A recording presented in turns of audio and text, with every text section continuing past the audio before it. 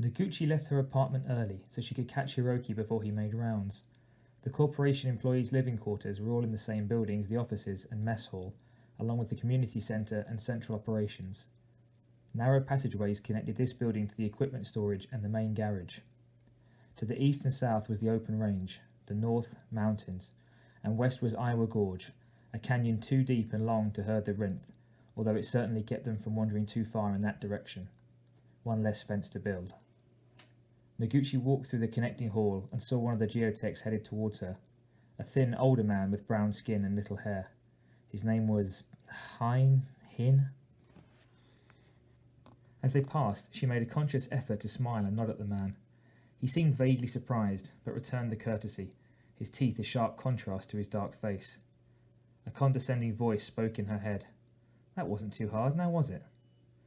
Noguchi made a mental note to check the personnel files that evening. She felt almost embarrassed. 6 months and she didn't even know the people she was supposed to be working with. All of that was going to change. Noguchi had started to realise just how little she had seen of Prosperity Wells. She had, of course, spent time learning the layout of the complex when she'd first arrived. It was an efficient setup. A med centre with helipad, there were quarantine and holding pens for the Rinth, a transmitter communications control shack, and a school connected to a rec centre. There was also a fairly decent, if very small, shopping mall, complete with 2 tiny restaurants and a bar. Not that any of these got much use. Only the company people lived in the wells, although most of the ranchers were in walking distance, if you didn't mind a long and hot hike. If it wasn't Earth, at least it was an attempt that had been made to try and make it look like a town.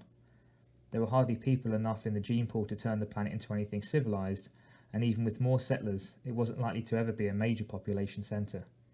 Still, the company had a token effort made here to make it look like home. But besides seeing an occasional holovid at the Rex Theatre, she hadn't really been a member of the community. It wasn't her home, and she wasn't going to stay here any longer than it took to show a profit and shine in the company's eyes, enough to earn a transfer to the next rung on the ladder. But Hiroki was right. She would have to do what was necessary to earn the spot, and so far she had remained as insulated as a thermetic bottle. And the lector would be arriving in less than 72 hours. So I imagine everyone will welcome me with open arms and songs of greeting now that I'm finally ready, eh? Right. As she walked between shelves piled high with bike and copter parts, she heard voices from the direction of the open entryway into the yard. She could make out the distinct soft tone of Hiroki's voice among the others. He sounded irritated. Noguchi slowed her pace to catch the gist of the conversation she was about to walk into.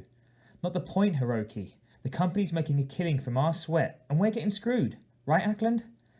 That's the way the Ranchers Association sees it.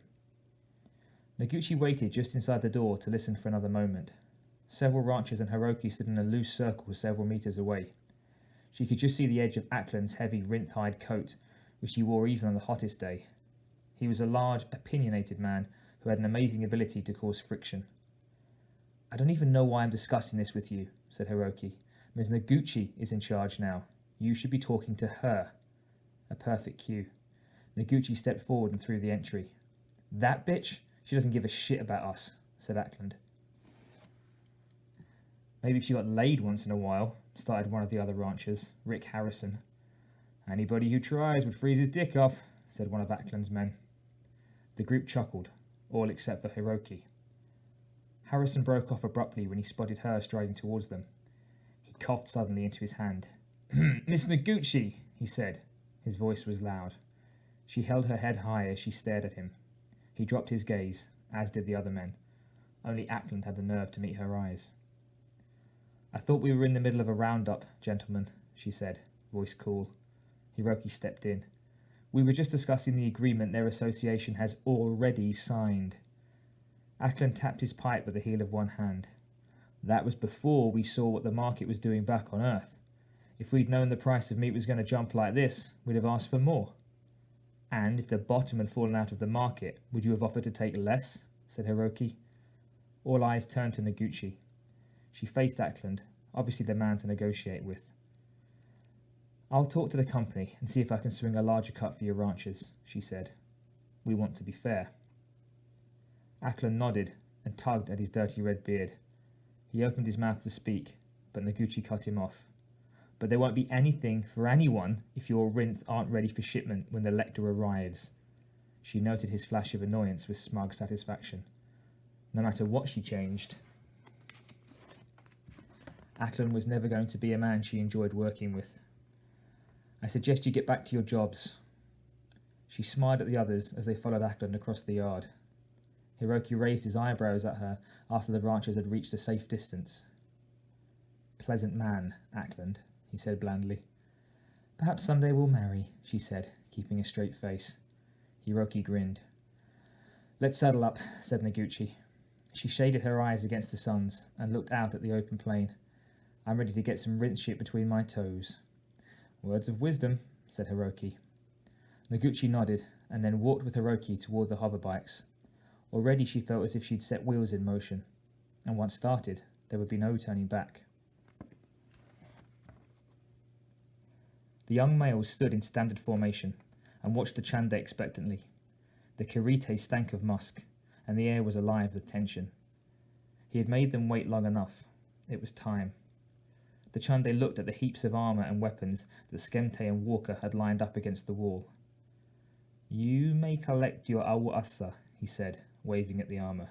Now. With passionate cries of excitement, the Yautja ran to the piles of equipment and hard meat shell, shoving and kicking to get there first. There was enough to suit all of them, of course, but they would fight for the better trappings. The stronger males would get the prime supplies. That was always the way. The Chande watched as the Yautja strapped on the scarred platings and struggled for arm sheaths and masks. Shafted knives were weighed and measured, burners' sights checked. Medkits and multiple eyes weren't standard for young males' armour, nor were the Tare Hassan loops. Only the warriors used such additions. There was shift capacity in a few of the suits, but the young males would not need such things anyway. The first hunt was more of a matter of point and kill than tracking and hiding. Invisibility was generally reserved for prey that shot back. You had to earn the right to use the better gear, and the prey for which it was necessary. It was still 2 nights until landing on the seeded world, but the Yautja would need to become accustomed to their awa'asa, to feel comfortable with the movement and weight. The Chande himself had slept in his armour the first night he had donned it. They had worn the gear only briefly during their training and under strict supervision. For this, there were reasons, the main being that a young male given too much power too early was a hazard to himself and others. Turn some of the wet between the knees younglings loose with a burner even a few weeks ago, and there had been the risk of holes in the ship's hull or bodies piled in the corridors. The ceiling of the firing range had more scars than a ceremonial blood pig. The Chande watched Tachinde backhand a smaller male for the mask he held and hissed triumphantly at the gain. The leader nodded thoughtfully. Tachinde was strong, but reckless. Such recklessness could get him killed. Did he survive, however, he could be a great warrior and a credit to his teacher. It was far better to be brave and die than to be cowardly and survive by hiding from the Black Warrior.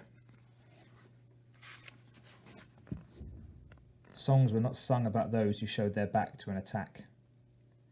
One by one, the dressed Yautja held up their shafted knives and howled to each other, pointing their burners to the floor and pretending to fire in mock battle. Skemte caught the Chande's gaze and growled amusement at their fervour.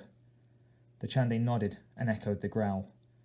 Doubtless, each of the would-be warriors thought himself the bravest to have ever picked up a spear and waved it. The young males were as ready as he could make them. He hoped they were ready enough. If they were not, it was too late. And too bad. Their successes or failures would start soon on the planet, now speeding towards them. The Taikedate, Sade, Nagokon, the Taina Aun, Bipide.